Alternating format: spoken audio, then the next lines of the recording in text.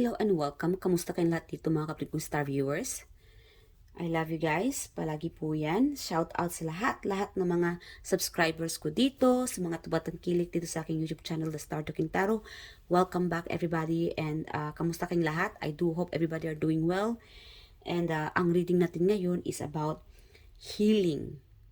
Finally, expect nyo na po ito mga kapatid. It's coming. Yung iba dyan na until now, it's still in pain. I think it's just, what I'm getting right now is, okay lang yan. No? Ang masaktan ngayon. But soon, you will reach the part of healing. It takes time, but expect this. Ito yung mensahe ni Universe para sa inyo mga kapatid. Expect this upcoming healing of your heart, your emotions, your love. Kahit anong klaseng love, pag-ibig sa pamilya, sa karelasyon, sa sarili mo. This is all about love healing. Wag lang po tayo nakatutok sa sa relationship. Like again, just take what's yours here. Kung ano yung nakaka-resonate sa inyo, kunin nyo lang mga kapatid. Kung hindi naman, para yun sa iba. Iba-iba po ang ating sitwasyon and wag nyo lang pong lahatin. If ever the whole entire video, yung video dito ay resonated sa inyo, ramdam na ramdam mo na para sa iyo to, that's good. Ako po ay nagpapasalamat na resonated sa inyo yung buong reading. Pero kung hindi naman, wag lang po tayong bitter. Para yun sa iba. And hoping sa next reading natin ay makuha natin ang inyong energy. So before tayo mag-start, pause muna yung reading na ito, mag-meditate ng konti para makuha natin ang inyong energy. At mag-success itong reading na ito para sa inyo. Okay, so alamin na natin kung ang mensahe ni Universe para sa inyong love healing. Sa inyong emosyon, buhay pag-ibig, friendship, family, sa puso ninyo, anong mensahe ng Universe para sa inyo dito? Anong dapat mong malaman? Love, healing, spirit, karinja sa ating mga collective. What is this all about? Love, healing. What is this all about? Love, healing. Ano ba yan? Ang dami. Ka-date. Okay, ascending, self-indulge. Focus on self-worth, self-love. Okay, so love, healing.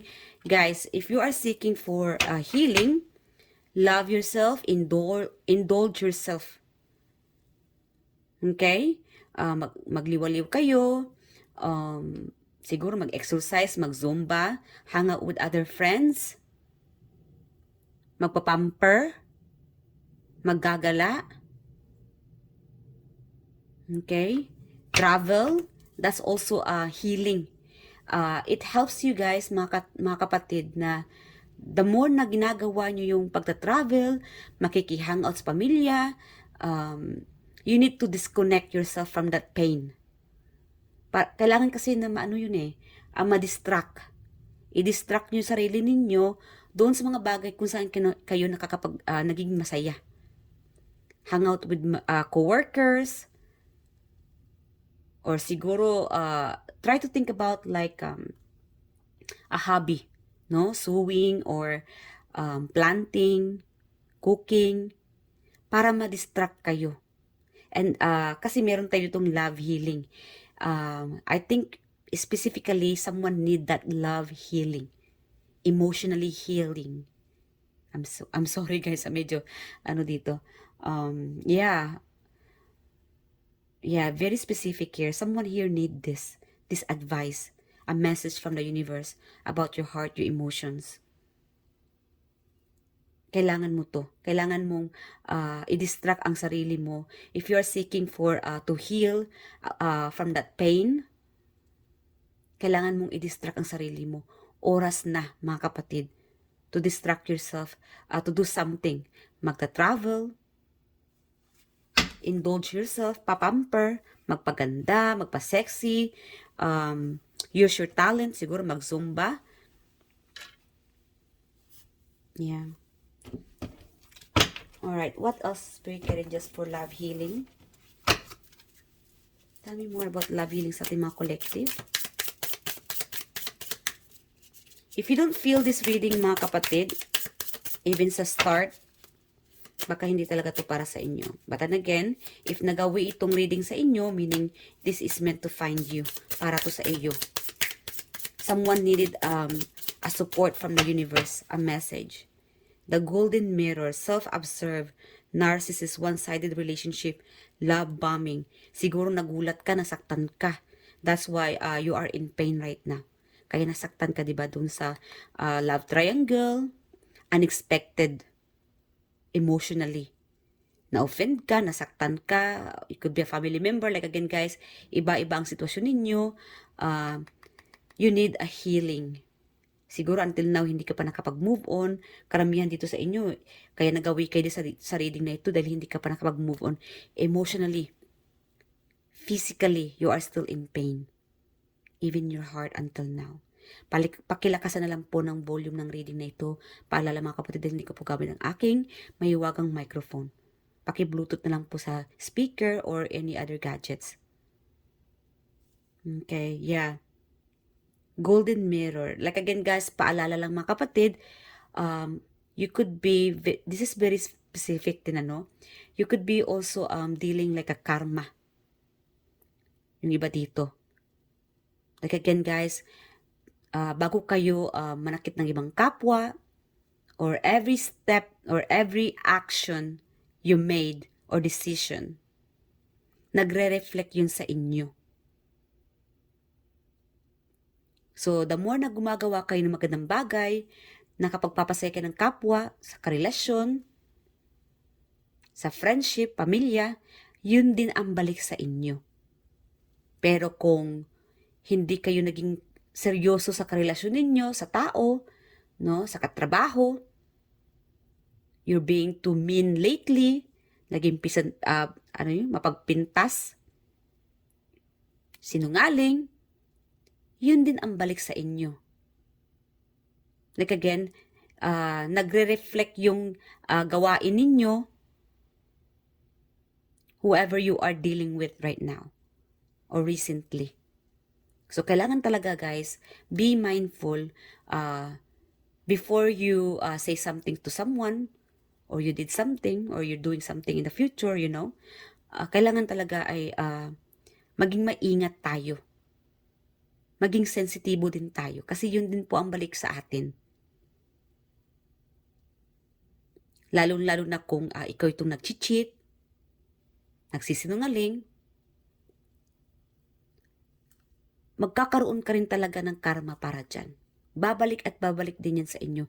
Even if nag-cheat kayo or nag-lied kayo sa ibang tao ng years ago, buwan man yan, okay, tatawa-tawa ka pa ngayon, magsasaya-saya ka pa ngayon, but then soon, babalik at babalik din yun sa inyo. Alright? So, that's also a message na nakukuha natin, channeled message from the universe, na kailangan mag-ingat-ingat talaga tayo at maging sensitibo bago tayo, before tayo maggawa ng mga bagay na makakasakit tayo sa kapwa. Dahil later on, babalik din po yan sa atin. So, it's better na tayo na lang ang masaktan kesa sa tayo ang makakapanakit ng kapwa. I feel like I'm about to cry. I'm sorry guys, I'm getting your energy very specific here. Whoever you are, you know what I'm talking about here. Okay, you need healing. So, guys, before po ako nag-start ng reading na ito, nag-pray po ako para dito. No? And kasi lumabas dito yung healing, love healing. And I know very specifically someone need this. You are in the right place to heal and to receive this message from the universe. Yeah, it's time to heal and expect this healing, and you need this advice, this message na distract yourself and deserve mo naman na makapag-move on. Okay? So, para po mag-success itong pag-move on, healing, kailangan din talaga na distract, no? Distract yourself. And gagawa tayo ng, it's time to change. Change the pattern or change within yourself. Yung nasa puso ninyo. Kung dati ay, I don't know, mapagpintas ka or, I don't know, sinungaling. Like again guys, huwag tayong magalit. This is just an example. Hindi pa huli para po magbago. Every day. Huwag naman araw-araw no magsinungaling. Nagsinungaling po ako ngayon, sorry. Baguhin ko na naman. Tapos kinabukasan magsisinungaling na naman. No. It needs to start right now na magbago na tayo. Maging sensitibo tayo before we say something to someone else. Be generous. Be kind. Lalong-lalo na kung ikaw itong bata pa, estudyante, huwag po tayo maging pasaway sa ating mga magulang. Because one day, magiging magulang ka rin, may pamangkin ka rin, pamilya ka rin, in the future, babalik at babalik din po iyan sa inyo. Alright? So, yeah, sorry na lumalabas kasi sa vision ko yung ganyang story, sitwasyon. Babalik at babalik yan. Kung naging pasaway ka nung kabataan mo, siguro ikaw din tong nagkaroon ng problema sa anak mo. Ngayon ay nagiging stress ka siguro ngayon sa anak mo, pamilya mo. It's just that it could happen from the past. No, naging pasaway ka siguro noon, kaya bumabalik naman yan sa iyo ngayon. Now you know how your parents feel. Nararamdaman mo na ngayon kung anong nararamdaman ng mga magulang mo nung naging pasaway ka noon. Those are just an example. So, babalik at babalik. Kahit ilang taon pa yan, babalik at babalik. So, hindi pa po huli para magbago. Mahalin natin ang ating kapwa, ang ating mga anak, ang ating mga magulang, mag-sorry tayo. Ipakita natin na deserve naman din nila ang iyong paghihingi ng pagpapatawad. And deserve mo rin yung maging magbago ka na mag-heal ka na in a good way. And I'm so proud of you. Kasi it's a big step for you mga kapatid na gawin itong pagbabago. Dahil guys, at the end of the day, pag tayo po ay pumanaw, meron ding judgment. Spiritually judgment. Kasi dito, pabalik-balik, marire-incarnate na naman tayo. Wala pa rin nagbago sa'yo. Paulit-ulit na lang. Walang huli na magbago pa. Kung gusto nyo pong spiritually evolve, magbago na tayo. My God. Alam niyo ba yung puso ko para bang sasabog? I do feel na this is very specific message for someone here that needed this message. If you want to reincarnate in the future na magandang buhay mo, then it's time to change. Baguhin na natin yung mga hindi magandang gawain sa kapwa at sa sarili. Dapat po tayo matakot afterlife. Ano kaya ang next na mangyari sa ating buhay? Sa ating next reincarnation, ano kaya magiging judgment ng Panginoon para sa atin? You know what I mean? Magsasaya-saya tayo ngayon, napakasinungaling, ganito ganyan, okay lang na makagawa ng masama ngayon kasi mayaman ako, matalino ako, maganda ako, yung ganung gawain. Overconfident sa next afterlife mo is magiging pangit ka na, dugyutin ka na, you know what I mean, magiging totally opposite ka na sa next afterlife mo. Dahil babalik at babalik yan sa'yo This is very a big message for you here. This is more about like judgment, spirituality, healing, love. Maniwala kayo mga kapatid. Judgment is real. Totoo po yun. This is the time for you to awaken. Kaya ka nagawi dito dahil merong mensahe sa universe dito para sa iyo. To awaken you, to all my subscribers. Judgment is real, dapat tayong matakot. Okay? Believe in God, believe in judgment, and it's time to transform yourself. A new beginning, a new start. Starting today, whenever you watch this reading, hindi pa po huli ang magbago. Gagawa tayo ng magandang bagay sa ating mga kapwa, sa sarili. Tanggalin yung mga toxic personality, mindset. It's time to cleanse ourselves. Okay? Mag-sage kayo, mag-meditate kayo, mag-pray kayo araw-araw. Humingi kayo ng gabay. Magpapasalamat palagi. At humingi din ng papapatawad sa Panginoon sa mga ginagawa. Kahit man po na hindi tayo araw-araw nagsisimba, as long as araw-araw naman tayo nananalangin sa Panginoon. Sa paggising at sa pagtulog bago matulog. Magpapasalamat tayo. I love you guys. The universe love you so much and your guides. They're sending you comfort. Parang ang gusto ko na rin maiyak eh. This is very heartfelt message from your guides, from the universe. Hindi to accidentally na mapanood itong reading na ito. I'm sure this is meant to find you. It's time to heal, it's time to change. Whatever it is. Okay? Don't waste time. I'm getting like you are wasting your time to do things that you don't need it. Effort, energy. Focus kayo, mag-focus po tayo sa healing, transformation, changes.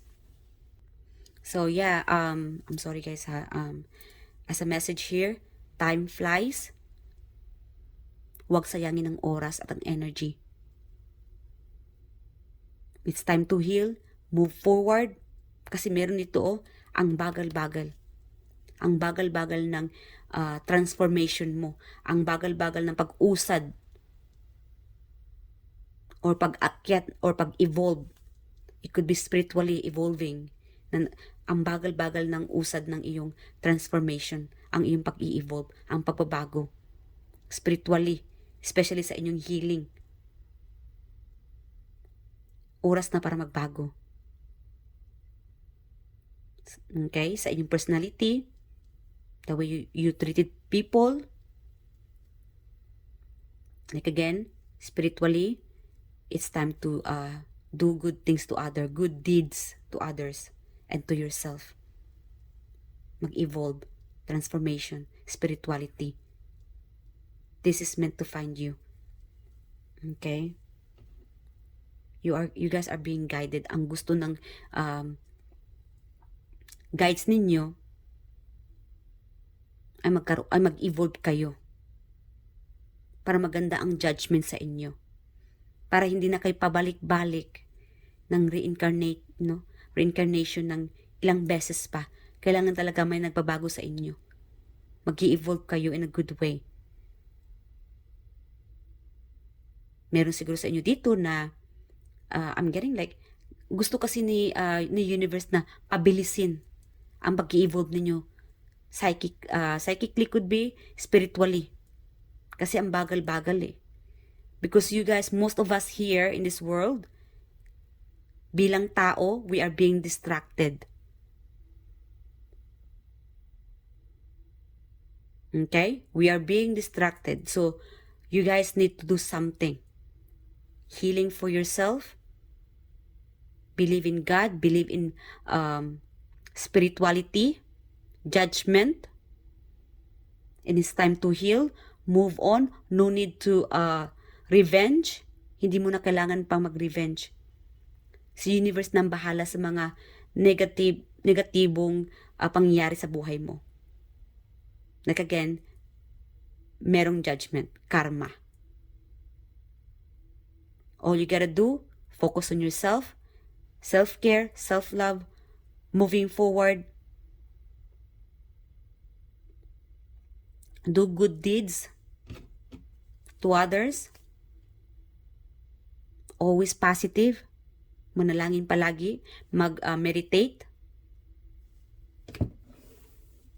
Okay? And that will help you grow. Transformation, spirituality. Ang sa sarili mo rin, pag-matured. So, hingi na tayo ng advice. You know what? Yes or no? Ask any question and the answer will be yes or no, mga kapatid. I do hope nag-enjoy kayo sa reading na ito, no? Even if this is about like spirituality, love, healing. Kasi meron dito ang tagal-tagal, ilang dekada na nakalipas, nakaraan. Hindi ka pa nakapag-heal, nakapag-move on. It's time to change that pattern. Marami pang magagandang gawain dyan. Or may mga opportunity para dyan. Huwag kang mag-focus sa mga nakaraan. Focus ka sa future. Alright? So, yes or no, post nyo muna and magtanong ng any question and the answer will be yes or no or could be maybe. Alright, Spirit, can you just yes or no sa ating mga collective? Yes or no? Okay, no, defeat. Like again, you will be successful soon. Don't worry too much about those people who hurt you. Kung sino yung mga taong pinapahamak ka, sinasaktan ka, dinadown ka. Like again, you are undefeated. Ikaw ito. Mananalo ka. Hayaan mo sila. Iiyak yan sila sa ere. Matatanggap din nila yung karma na ibibigay ng universe.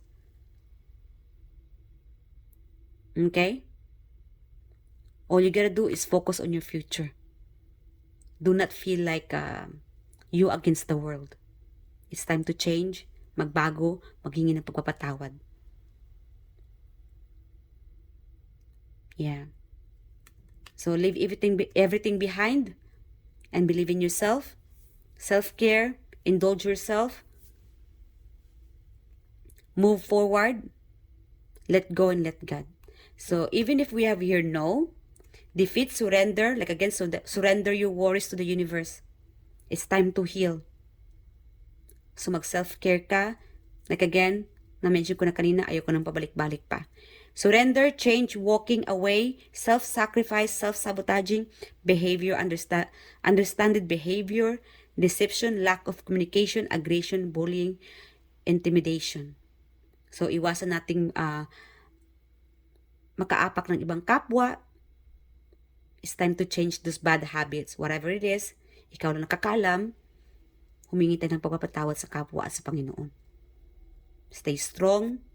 And like again, move forward. Wag nyo nang balikan pang nakaraan. Past is past. It's time to heal. Para maging mabilis ang pag-move forward ng iyong buhay. Psychically, emotionally, spiritually. It could be also physically. Lalong-lalo na kung ikaw ay hindi magandang iyong pakiramdam. Like again guys, it's time to enjoy life. Okay? We are here to enjoy life, to experience life. Meron siguro dito na life is too short. So, I don't know. I'm not trying to scare you here, but as a reminder, life is too short. Next thing you know, ilang taon na lang palang na naiiwan para sa'yo o sa atin. So, dapat talaga enjoy natin kasi hindi natin alam ano ang maging bukas. Just don't worry about those past people, whatever it is. na nasaktan ka, just leave everything behind. Alright? So, hanggang dito na mga kapatid. And hindi ko nahabaan pa. I love you guys and I do hope nag-enjoy kayo sa reading na ito. Pasensya na medyo bitin. And please leave your comment below. And sorry kung hindi man ako nakapag-respond. And know that ako po ay natutuwa mga kapatid na mabasa ang inyong mga mensahe. No, yung mga komento ninyo for sharing your story. Ingat po kayo palagi and self-care, self-love. God bless you guys and I'll see you guys in the next reading. Bye and thank you.